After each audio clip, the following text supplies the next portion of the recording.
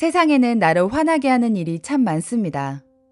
아침부터 스마트폰 화면에 뜬 사건 사고에도 화가 나고, 지하철에서 밀치고 지나가는 인간에게도 화가 나고, 막말하는 상사, 일 떠넘기는 동료에게도 화가 납니다.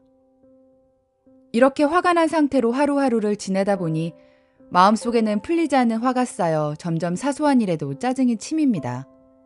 그러다가 아무 관련도 없는 사소한 일에서 느닷없이 화가 폭발합니다. 앞뒤 가리지 않고 소리를 빽 지르고 나면 머지않아 후회를 하죠. 나도 화내고 싶지 않았는데 막상 분노가 치밀면 어떻게 할지 모르겠습니다. 이렇게 짜증나는 세상에서 어떻게 하며 화내지 않고 살 수 있을까요? 런던 최대 철학 커뮤니티를 이끄는 줄스 에번스는 책 삶을 사랑하는 기술에서 화내며 사는 사람들에게 스토아 철학자인 세네카의 이야기를 들려줍니다. 사실 지금만 화나는 세상은 아니었다고요. 어린 네로 황제의 가정교사이자 정치가였던 세네카는 화에 대해 책까지 쓸 정도로 관심이 많았습니다. 재미있는 사실은 세네카가 살던 시절이 기원전 4세기였다는 것입니다. 사실 그 책은 화를 잘 내는 자신의 동생 노바투스에게 보내는 편지였는데요. 책에서 처음으로 던지는 질문은 이것입니다. 우리는 화를 통제할 수 있는가? 아니면 화는 자기도 모르는 사이에 불합리하게 통제할 수 없게 생겨나는 것인가? 세네카는 감정을 유발하는 사건이 일어나기 시작할 때 화를 낼지 말지를 선택할 수 있는 순간이 있다고 주장합니다.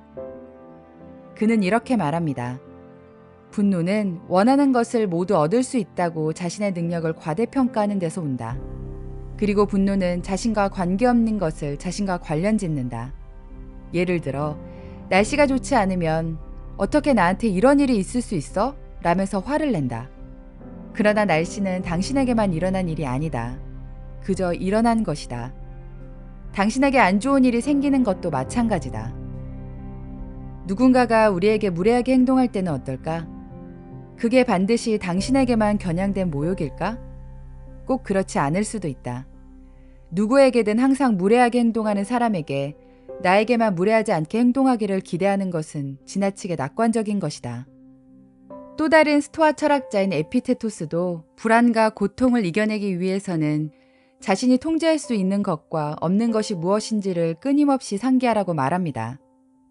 그의 편람, 첫 페이지에는 이렇게 적혀 있습니다.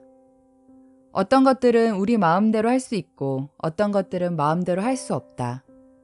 그리고 그는 우리가 통제할 수 없는 것들을 다음과 같이 나열했습니다.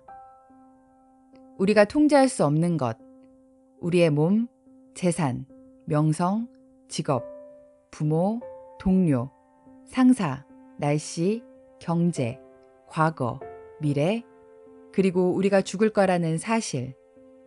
물론 자기 몸은 어느 정도 통제할 수 있습니다.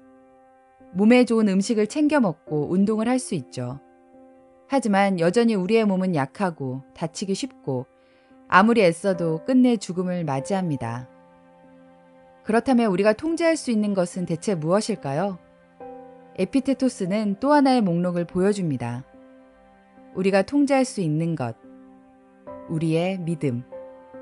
네, 이게 거의 전부입니다. 너무 적어 보인다고요? 에피테토스는 이렇게 말합니다. 우리는 어떻게 생각하고 무엇을 믿을지는 스스로 선택할 수 있지만 사실 우리는 이 세상에서 일어나는 일들에 대해서는 매우 제한적인 통제력밖에 갖지 못한다. 이 사실을 인정해야 한다. 그렇지 않으면 삶의 대부분을 화가 난 채 무력감을 느끼며 비참하게 보내게 될 것이다. 현실에 무작정 안주해 무슨 일이든 손 놓고 받아들이라는 말이 아닙니다. 세상을 더 나은 곳으로 만들기 위해 자신이 할 수 있는 일은 하되 자신이 통제할 수 있는 것의 한계를 인식하고 받아들이라는 것입니다. 마찬가지로 삶에서 역경에 처해 있다면 상황을 개선하기 위해 할 수 있는 일을 해야 합니다. 세네카는 이렇게 모든 것이 나의 통제하에 있다는 낙관적인 믿음을 버리는 연습을 한다면 쓸데없는 일에 화를 내는 일이 훨씬 줄어들 것이라 말합니다. 흔들리는 우리에게 일상 철학을 권하는 책, 삶을 사랑하는 기술에서는 세네카의 화 다스리기나 에피테토스의 회복 탄력성 기르기뿐만 아니라 아리스토텔레스의 행복하게 살아가는 법, 회의론자들의 제대로 의심하고 비판하는 기술 등 현실에서 우리가 마주한 문제들을 풀어나가는 데 쓸 수 있는 철학을 이야기합니다. 고대 로마의 달변가이자 철학자였던 키케로는 철학을 두고 이렇게 말했습니다. 분명히 말하건대 영혼을 위한 의술은 있다. 그것이 철학이다. 몸이 아플 때와 달리 철학에서는 외부에서 도움을 구할 필요가 없다. 자신이 가진 모든 자원과 힘을 가지고 스스로를 치료하도록 노력해야 한다. 여러분이 고민하고 있는 문제가 있다면 오늘은 철학책 한 권 읽어보시는 게 어떨까요? 책그림이었습니다. 감사합니다.